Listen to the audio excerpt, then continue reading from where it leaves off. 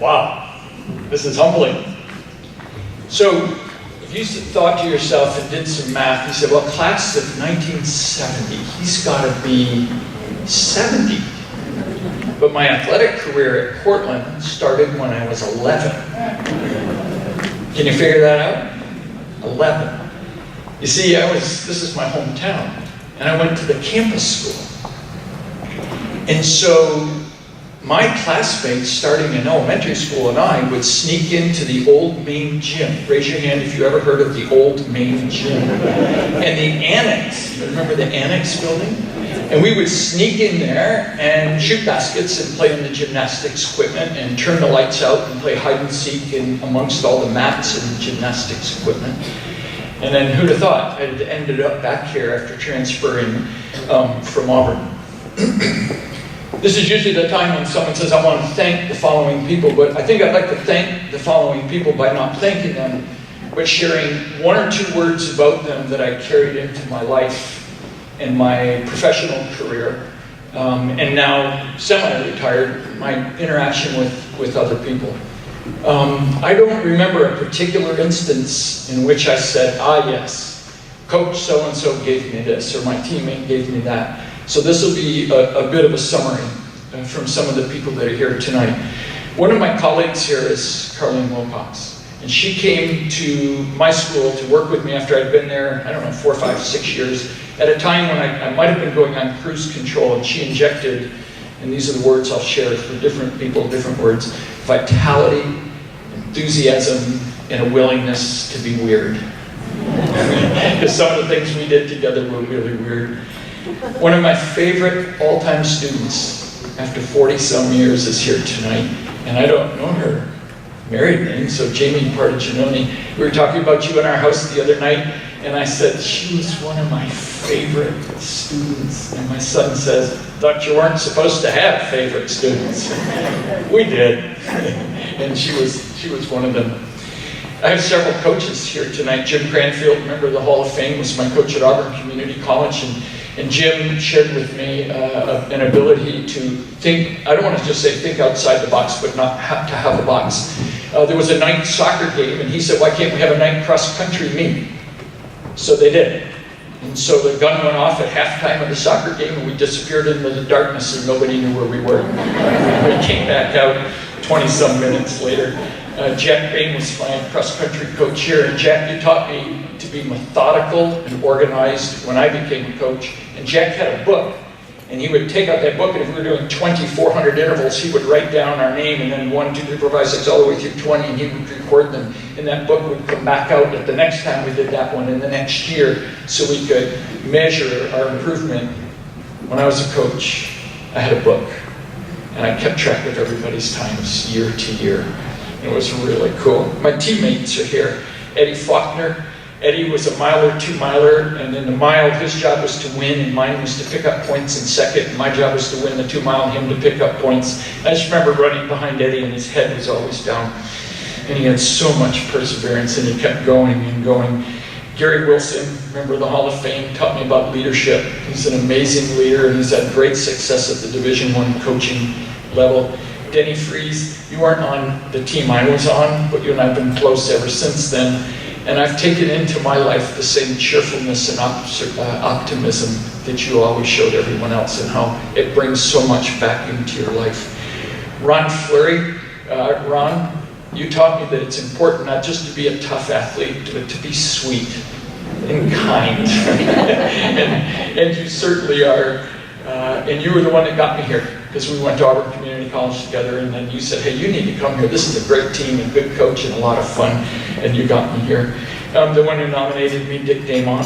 2 things, Dick, that really not changed my life, but influenced my life strongly, is your sense of gregariousness.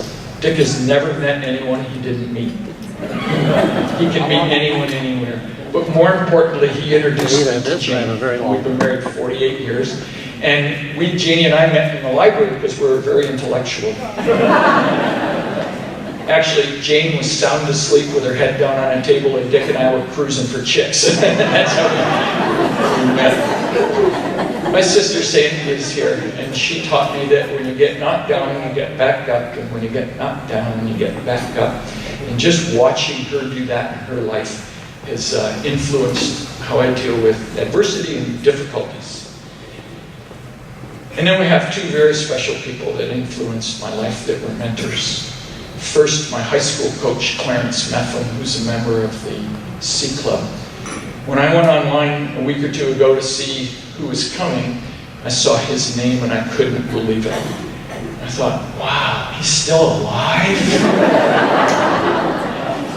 He's as dynamic and energetic. I was cut from the football team, so I went out for cross country. I was cut from the baseball team, so I went out for track. And luckily, then I met Meth, as we call him, or Mep, that you might know. He taught me two things: gutsiness and toughness. But he did it, he rarely paid a compliment. He never said, he would say something like, "Great job, thanks." But he never said too much that would make you feel like, "Oh wow, I did a great job." But Meth had a sparkle in his eyes that I'll never forget. And he would look at me at the end of a race where I did quite well. I thought maybe I set a record or something. He would go, "Good job, thanks." Then he'd smile and his eyes came alive. And it taught me that my body and my face and my eyes were great teachers, that my body language and my facial expression was way more to coaching than cheering and yelling.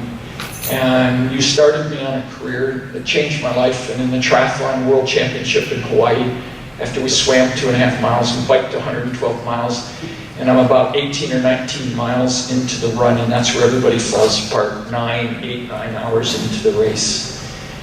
And that gutsy toughness that you taught me without ever telling it to me is what allowed me to work my way up through amongst the leaders and be there. And I'll never forget that I learned that from you. And the other person in here tonight who I was so surprised to see her name on the guest list, who taught me so much, is Phyllis McGinley. Raise your hand if you had Phyllis as a teacher. Yeah. And so, in a profession of jocks and physical education teachers and regimentation, in the 60s in physical education, the men had to take a class called TAC and Cal. Tactics and calisthenics, marching, standing in line. Phyllis was this bright light of creativity. And Phyllis, I took into my career imagination and innovation, because Phyllis always had us teach by asking us questions like, how else can you do that? Show us another way to do that. Can you do that with another piece of equipment? Can you do that lying down? Can you do that standing up? Stop it, Phyllis! And when I went on to teach, what did I do? Okay, boys and girls, let's see if you can do this. And two ultimate compliments came from a 7th grader one year and a 9th grader another year. The 9th grader came into my class and said, "Mr. Banks, what are we doing today?" And I had this amazing elaborate thing set up in the gym. And he says, "Mr. Banks, this is really weird."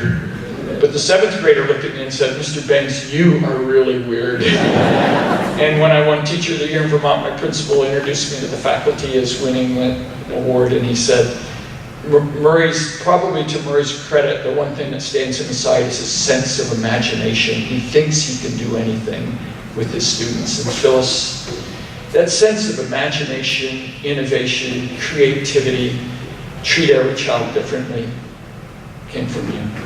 It changed my life.